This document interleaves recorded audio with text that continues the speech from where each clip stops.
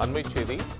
நியோமேக்ஸ் நிதி நிறுவன மோசடி வழக்கு விசாரணையை 15 மாத காலத்திற்குள் முடிக்க வேண்டும் எனவும், வழக்கை 15 மாதத்திற்குள் முடித்து சிறப்பு நீதிமன்றத்தில் குற்றப்பத்திரிகை தாக்கல் செய்யவும் பொருளாதார குற்றப்பிரிவு காவல்துறையினருக்கு உத்தரவு பிறப்பிக்கப்பட்டிருக்கிறது. அது மட்டுமல்ல, பெரிய அளவில் இது தொடர்பாக விளம்பரப்படுத்தப்பட வேண்டும் எனவும், நிதி நிறுவன சொத்துக்களை பறிமுதல் செய்து வழக்கில் இணைக்க வேண்டும் என்றும் நீதிபதி உத்தரவுகளை பிறப்பித்திருக்கிறார்.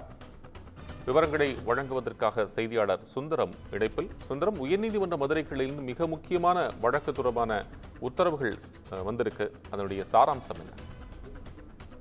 நிச்சயமாக கோபால், அதாவது மதுரையை தலைமையாக கொண்டு நியோமேக்ஸ் ப்ராப்பர்ட்டிஸ் பிரைவேட் லிமிடெட் இந்த நிறுவனம் செயல்பட்டு வருகிறது. இதன் இயக்குநர்களாக கபில், கமலக்கண்ணன் என பல உள்ளனர். இந்த நிறுவனத்திற்கு மதுரை, திண்டுக்கல், பாளையங்கோட்டை, கோயில்பட்டி, திருச்சி, தஞ்சை என பல மாவட்டங்களில் அலுவலகங்கள் செயல்பட்டு வருகின்றன. தங்கள் நிதி நிறுவனத்தில் முதலீடு செய்தால் அதிக வட்டி தருவதாகவும் 2.5 முதல் 3 ஆண்டுகால இரட்டிப்பு தரப்படும் எனவும் ஆசைவார்த்தை கூறி சுமார் 5000 கோடி முதலீடுகளை வசூலித்துள்ளனர். இதை நம்பி பலர் முதலீடுகளை செய்துள்ளனர். ஆனால் கூறியபடி யாருக்கும் வட்டி தராமல் இதுவரை ஏமாற்றி வந்துள்ளனர். இதனால் பலர் மதுரை, திருச்சியில் உள்ள பொருளாதார குற்றப்பிரிவு காவல்துறையினரிடம் மனு அளித்தனர். இதன் அடிப்படையில் வழக்கு பதிவு செய்த போலீசார் கமலக்கண்ணன், பாலசுப்ரமணியன், கபில், வீரசக்தி உள்ளிட்ட ஆகியோரை கைது செய்து சிறை சென்று தற்போது நிபந்தனை ஜாமீனில் உள்ளனர். இதில் கபில் உள்ளிட்ட பலரது ஜாமீனை ரத்து செய்ய கோரி சென்னை உயர்நீதிமன்ற மதுரை கிளையில் மனு தாக்கல் செய்யப்பட்டிருந்தது. இந்த வழக்கை விசாரித்த நீதிபதி தண்டாவாணி பிறப்பித்துள்ள உத்தரவில், நிதி நிறுவனங்கள் ஆசை வார்த்தைகளை நம்பி அதன் மூலம் வைப்பு தொகையை வைத்து சுமார் 3.6 லட்சம் பேர் பாதிக்கப்பட்டுள்ளதாகவும், இதில் 11,179 பேர் மட்டுமே தங்களது முதலீட்டை திரும்பப்பட்டுள்ளனர் என்றும், இதில் 10,000 கோடி ரூபாய்க்கு மேல் முறைகேடு நடைபெற்றுள்ளது என்றும், 850 கோடி ரூபாய் சொத்துக்கள் இதுவரை வாங்கி பறிமுதல் செய்யப்பட்டது என்றும் தெரிவிக்கப்பட்டுள்ளது.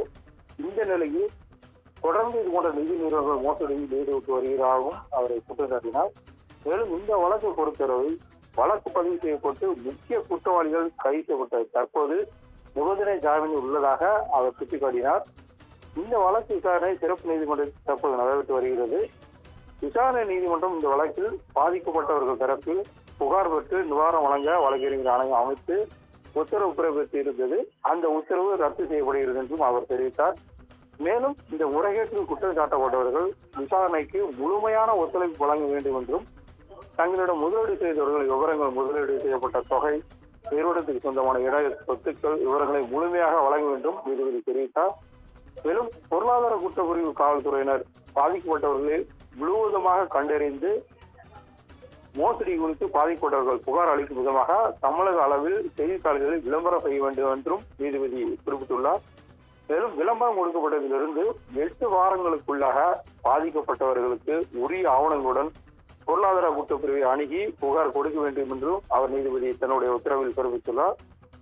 இதே போன்று பாதிக்கப்பட்ட மக்களிடம் புகார் பெற்று பொருளாதார குற்றப்பிரிவு இந்த வழக்கு தொடர்பான விசாரணையை முடித்து சுமார் 15 மாதங்களில் சிறப்பு நீதிமன்றத்தில் குற்றப்பத்திரிகையாக தாக்கல் செய்ய வேண்டும் என்றும் நீதிபதி தெரிவித்துள்ளார்.